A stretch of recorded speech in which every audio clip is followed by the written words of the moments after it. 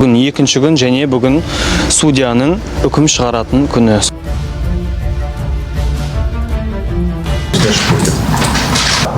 Маған айтуыңыз керек. Түсініксіз сізге?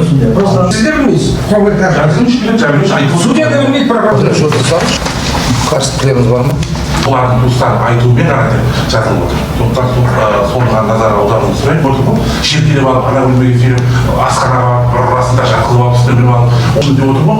Қорғаушыларға қатысты жеке қаулы шығаруыңызды сұраймын. Өйткені кеше сот отырысынан шыққан кезде менің сенің қорғауымда жәбірленушіге шынтағымен ұрып, мына жерде шығып жатқанда. Қорғаушының өзінің этикасы бар, өзінің ұстанымы бар. Ол біріншіден, екіншіден, кеше журналистер сұхбат беріп жатқан кезде журналистерге келіп кедергі келтірдіңіз.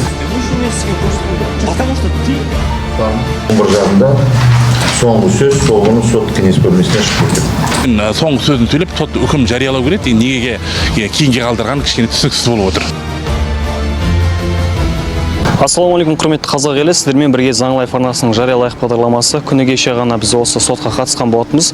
Бүгін екінші күн және бүгін судьяның үкім шығаратын күні. Сондықтан да бізбен бірге болыңыздар, арнамыздан алыстамаңыздар. Заң Лайф арнасының жариялайық бағдарламасы бұл істі басынан бастап соңына дейін міндетті түрде жеткізіп сіздермен бөлісетін болады.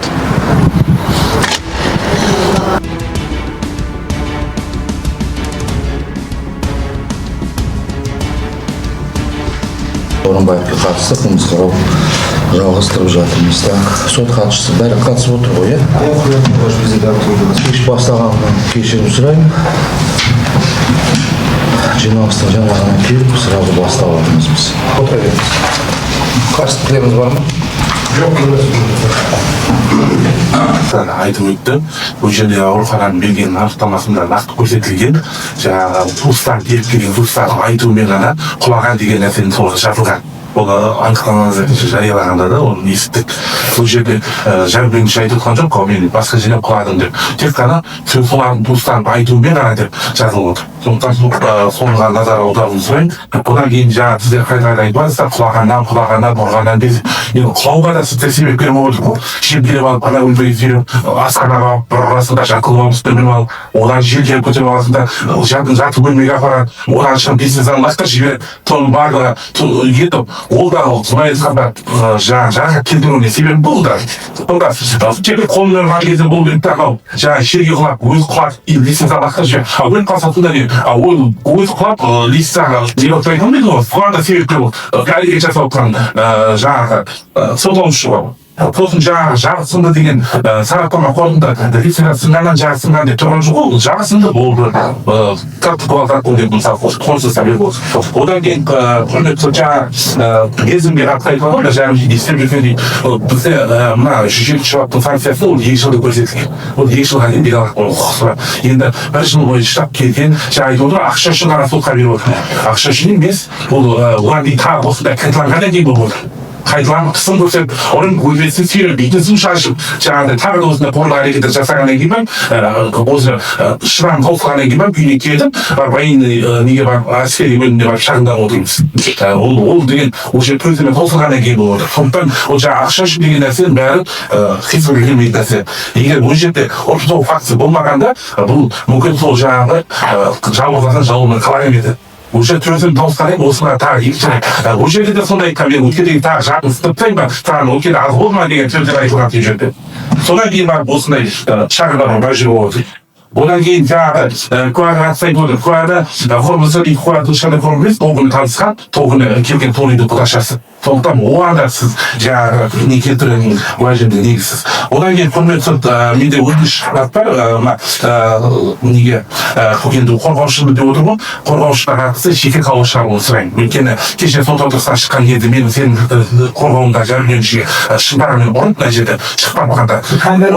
Ол жерде ондай әрекет жасайтын реті жоқ. Қорғаушының өзінің этикасы бар, өзінің ұстанымы бар. Біз енді қанша жылдан бері мұндай салатын едік.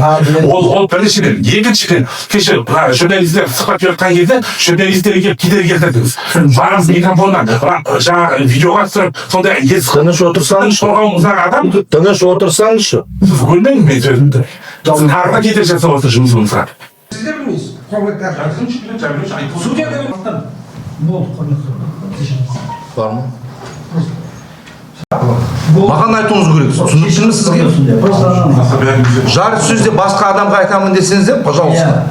Сол кезде мен сөйлей алмайын деген. Алайда медициналық картада болсын. 11 жағында жазса. 11 жағында соңғы сөз соғыны сот кеңес бөлмесіне шығып кетті. 24. Да.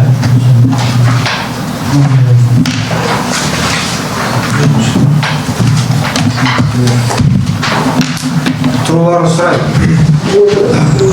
Құрметті достар, көріп тұрғандарыңыздай сот үкімі дүйсенбі күніне қалды. Осы істің басқасында жүрген қорғаушы және жәбірленушінің туыстарынан да бір-екі ауыз осы іс туралы біле кетейік.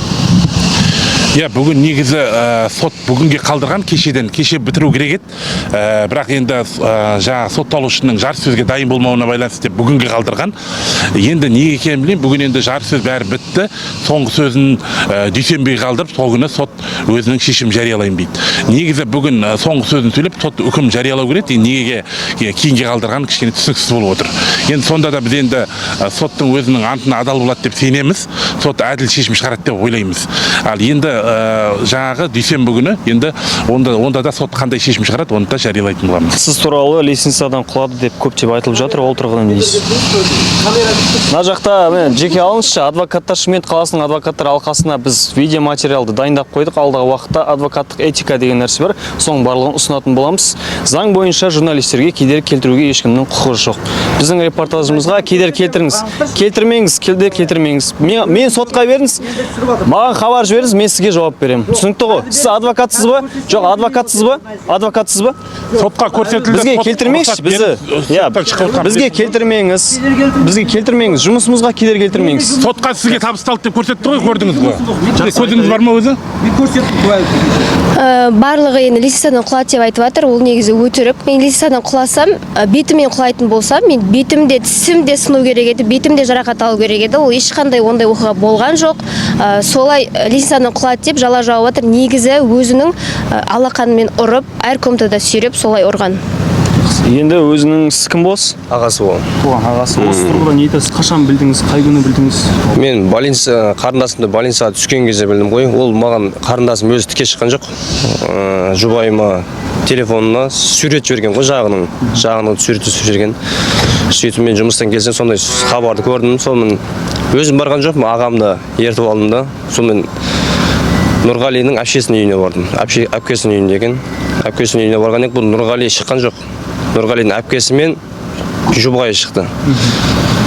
Сөйлесуге барғанбыз ғой негізі. Сөйтіп одан кейін бұл шықты. Сонымен аяғымызға тізерлеп кешірім сұраған сол кезде. Сол кезде енді Осы іс бойынша сол. Одан кейін Мойындап қой, мойындады сол кезде. Одан кейін мақұл деп қойдық біз. Одан кейін үлкен нәрсе деп кетіп қалдық біз. Одан кейін бұлай отыр ғой, жігіттік намысыма деп тиіп жатыр анау мынау деп. Бәрімізде жігіттік намыс бар енді. Бір Құдайға және сотқа сенеміз, енді әділ шешім қабылдайды деп. Осы. Жақсы. Және де Заң Лайф арнасының жариялайық бағдарламасы дүйсенбі күні шығарылатын үкімді міндетті түрде сіздермен бөлісетінін хабарлайды. Бізбен бірге болыңыздар.